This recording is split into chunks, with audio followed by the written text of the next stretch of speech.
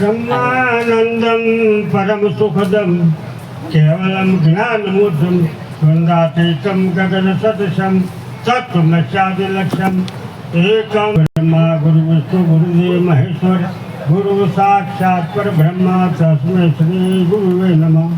कबीर साहेब की जय, धनी धर्मदास साहेब की जय, चार गुरु ज्ञानी वंश की जय, उदित नामचार्य साहेब की जय, आचार्य साहेब की जय, दंडाधिकारी साहेब की जय, राम स्वरूप साहेब की जय, परमहंस बापू की जय। અને દૂર દૂરથી પધારેલા હંસ કોટીના પુરુષોને સલામ સર્વની જય। આ ચરાચર વિરાજમાન સદગુરુ પરમાત્માને સાષ્ટાંગ દંડવત પ્રણામ। જગતને ચલાવનાર પોત મહાતત્વોને વારંવાર વંદન। અને આજે ધર્મસભામાં વિશાળ સંખ્યામાં હંસ કોટીના ભાઈ બહેનો,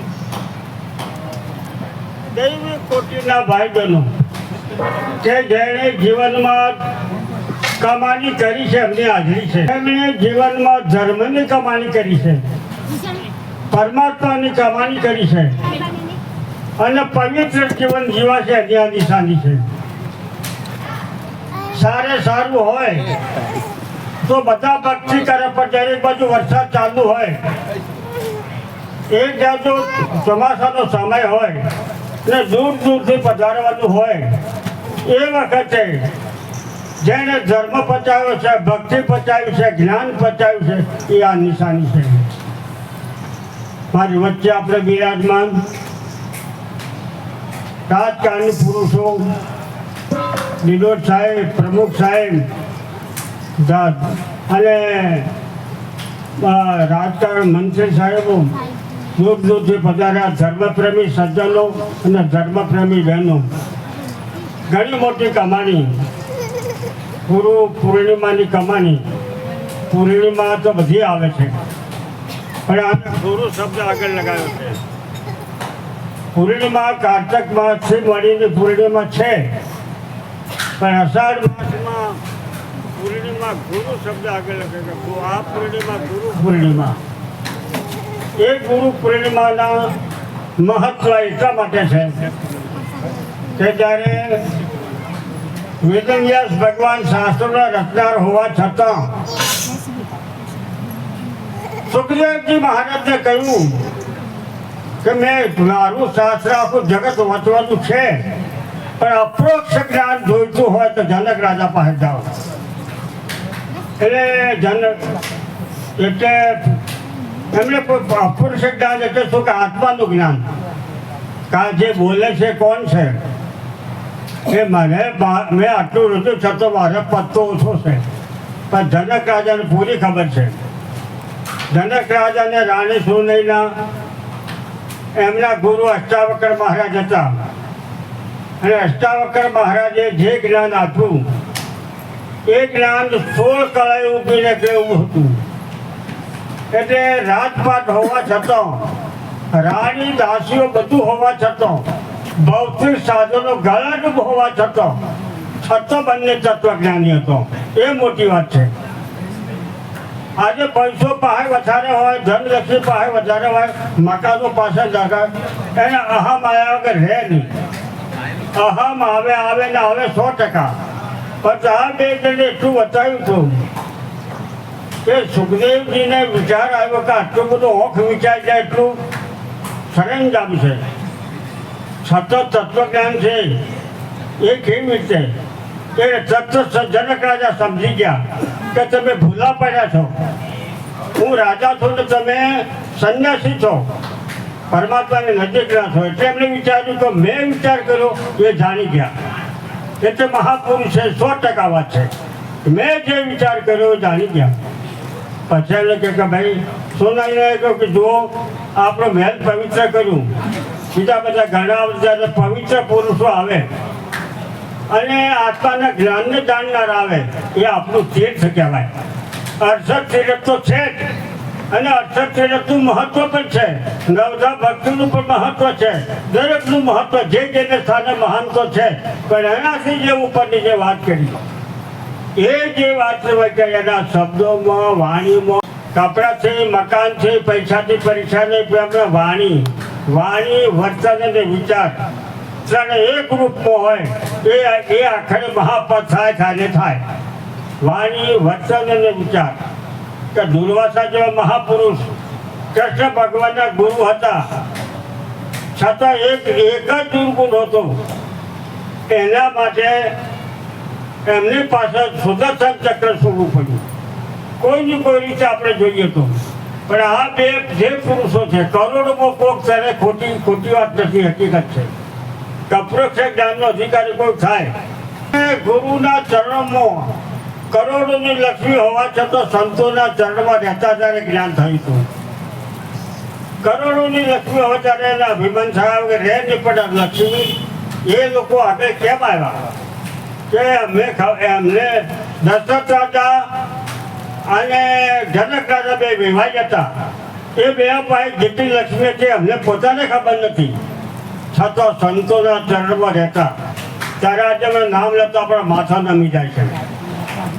એ જ્ઞાન આપણે કબીર સાહેબનું જ્ઞાન એટલા માટે છે કે બધું જ્ઞાન બધાને 52 વખત કસોટી એમની થઈ, અને 52 વખત કસોટી થયા છતાં જ્યારે એમણે થયું કે અવતારી પુરુષો કરતો નિરંજનની માયા, અને નિરંજન ઉપર સત્પુરુષ જે છે એ ભક્તિ છે, આપણી ઉત્તમ પ્રકારની ભક્તિ છે.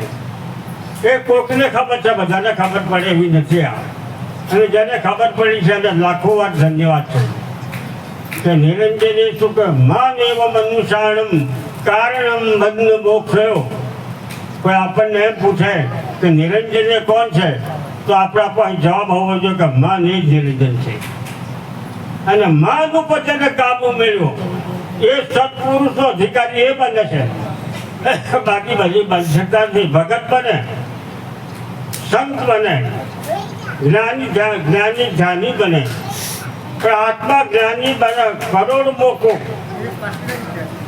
કારણ કે આ ગુરુ પૂર્ણિમા એક દાખલો એવા 2-3 દાખલા એવા છે ગુરુ પૂર્ણિમાના કે જ્યારે એમને સુખદેવજીને જ્યારે જ્ઞાન લેવા ગયા, ટૂંકમાં પતાઈ ગયા, એ વખતે એમણે કહ્યું કે અમે જ્ઞાન લેવા આવ્યા છે, અમારી પાસે જ્ઞાન હોવા છતાં આજે 4 કે 5 ભજનદારને 2-4 દર્શન જાય એટલે અમે પૂર્ણ પરીક્ષા થાય તો હું કહું છું એ ભાવના આવી જાય. પણ આટલું અઢળક જ્ઞાન હોવા છતાં હું કંઈ જાણતો નથી, એને જ્ઞાન થઈ છે. ઘણું જ્ઞાન હોવા છતાં, અપરંપાર જ્ઞાન હોવા છતાં હું કશું જાણતો નથી. હું જાણવા આવ્યો છે, હજુ મારે બાકી છે, એને જ્ઞાન થાય. જ્ઞાન એ છે ઘણું જાણતા હોવા છતાં કંઈક મેળવવાના આશા ખૂટતી છે બધાને. રામ થઈ ગયા, કૃષ્ણ થઈ ગયા, બુદ્ધ અવતાર થઈ ગયા, બધા અવતારો થઈ ગયા, છતાં એમ નથી કહ્યું કે અમે પૂર્ણ છીએ. અમારા પર સબ પર તેરી સાહેબ તુજ પર સાહેબ નહીં. સંજા સુમર આરતી ભજન ભરોસે દાસ, મનતા વાચા કર્મણા જબ ઘટ મેં શ્વાસ મેં નામ લો. શ્વાસ જેટલા શ્વાસ છે, શ્વાસ મેં નામ લો. મીઠા શ્વાસ મત હો. ના જાણો શ્વાસ કો કે મેલેલો પાછો આવે કે કેમ, ના જાણો સ્વ ફિરાવન. શ્વાસની કરો સુમરણી, કર અજંપાનો જાપ, પરમ તત્વનું ધ્યાન કરો તો પરમાત્મા આપો આપ. કઈ કશું કરવું પડે નથી. હવે પરમ તત્વ જાણવા માટે આ બધું કરવું પડે. પાંચ તત્વો તો ખબર છે, તો પરમ તત્વ એવું કહ્યું છે કે આ 5 તત્વો ક્યાંથી આવ્યો, પ્રકટ ક્યાંથી આવી, ગુણ ક્યાંથી આવ્યા, આ સૃષ્ટિની ઉત્પત્તિનો કોણ છે. કારણ કે નામ બહાર પાડ્યું છે, સ્વરૂપ બહાર પાડ્યું નથી. એટલે કહ્યું છે કે અનામ, એટલે કે નામ ગુરુને દાસ નામી, દ્રઢ વિશ્વાસ એવું રાખીએ. વિશ્વાસવત પરમાત્મા છે. કોણ જેને થશે કે એ નહીં બને, પણ આ જ મારા પરમાત્મા છે જે વિશ્વાસ એમાં ભગવાન આપો. દ્રઢ વિશ્વાસ એવો રાખીએ, પરમાર્થ એ જ નામ ગુરુ. સ્વાર્થનું બધું બાકે નામ નિર્વાણી કહીએ. પરાપાર બધામાં વાસ છે એકાએકમાં, પણ મન અને વાણી વળે નહીં એવો બધામાં પ્રકાશ છે. પણ અનુભવી લોકો તો દેશ છે, બધાનો દેશ નથી કયો. અનુભવીઓનો જે દેશ છે કે જો પવનનો પ્રવેશ નહીં અને પહોંચે તત્વો જો રહેતો નથી. આ જાણી નવાઈ લાગશે. પહોંચ તત્વો જો રહેતો નથી, અગમ નગમની ગમ નહીં, વાંચવા લખવાથી રહે વેગળો, લક્ષ વડે લેવાય છે, સુરતા અને શબ્દનો યોગ થાય તો જ એને પમાય છે. હવે સુરતા અને શબ્દ સુધી જોવા માટે આપણી બધાની તૈયારી છે. આપણી બધા તૈયારી એટલા માટે છે કે એવી કઈ ચીજ છે, એવી કઈ ચીજ છે કે જેમાં આ શરીર ચાલી રહ્યું છે અને સૃષ્ટિ ચાલી રહી છે, એવું કયું તત્વ છે? એ તત્વ બધા પંથો, બધા ધર્મો, બધા સંપ્રદાયો પાસે છે. અને જેને પ્રાપ્ત થયું એ મૌન થઈ ગયા કે મારે કોઈને કહેવું નથી અને કોઈનું સાંભળવું નથી. જેને બધાયું એને કોઈ મોહ નથી. નથી શિષ્યોનો મોહ, નથી ગાદીનો મોહ, નથી પુરાણનો મોહ. એ મૌન થઈ ગયા. કેમ કે મારે જે છે એકાએક શ્વાસ જન્મ થાય. અને મોહ અને પ્રેમ એક બાપના સંતાન છે. મોહ અને પ્રેમ એક બાપના સંતાન છે. પણ મોહને સાધન જોઈએ. આ બધું પ્રેમને સાધન જોઈતું નથી. પ્રેમમાં સબરી પાસે પ્રેમ હતો, બીજું કશું નહોતું, છતાં પરમાત્માને જવું પડ્યું. આ કશું નહોતું આવવું. આમ કોઈ સબરી પાસે કહી દે માથાના વાલનો ઠેકાણો હતો, બેસવાના આસન નહોતું. અને જ્યારે રામ એટલે રાણી સીતાજી પૂછે કે આ સબરી, કે હા એ સબરી આ દોડતી આવે છે એ સબરી. એટલે સીતાજી કે માથાના વાલનો ઠેકાણો આ ભગવાન છો એમ તો થાય એમ થયું. લક્ષ્મણને બે નામ છે કે આ સબરી.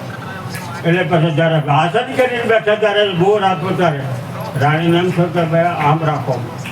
તો ભગવાને કહ્યું કે ભાઈ કેવો બોર લાગે કેવો, ત્યારે પછી ખાવો પડે પાછો.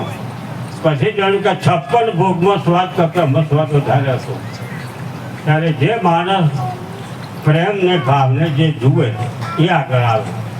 કપડામાં તો બધા સારા હોય છે, મકાનો બધા સારા હોય છે, પણ જે ભાવ નિર્વિકલ્પ સમાધિ અને નિર્વિકલ્પ ભાવે કોઈ પણ જાતા વિકાર સિવાય જે ભાવ આવે, એટલા માટે અર્જુન એક જ તૈયાર કર્યો તો કૃષ્ણ ભગવાને. અને એને 18 અધ્યાય એને સમજાયા હતા. એક જ માણસ તૈયાર હતો અર્જુન કે આ સંઘર્ષ કરે. કબીર સાહેબને ધર્મદાસને બધું જ્ઞાન આપ્યું, 4 શબ્દોનું જ્ઞાન એમને આપ્યું. એ જાણે કે વાણીઓ છે પણ અનામત જે છે પેદા થયેલું છે સાથે જ. સંત લોકો પરીક્ષા તો કરે. અરે પ્રોગ્રામો ઘણા થતા હોય, મહાપુરુષો ઘણા બોલતા હોય અને ઘણી વ્યાખ્યાઓ થતી હોય, પણ એમાં લેનારા 2 કે 3 જ હોય. હજારો માણસો આખામાં 2 કે 3 માટે સંતોને મહેનત કરવી પડે. એ બધા જાણે કે આ તમારી ભક્તિ એમ કરીને મંડપમાં નીકળ્યા પછી કોઈને પડી નથી. પણ કોઈ જે પડી છે અને જેને પડી છે તમે જુઓ કે રાણી સુનૈના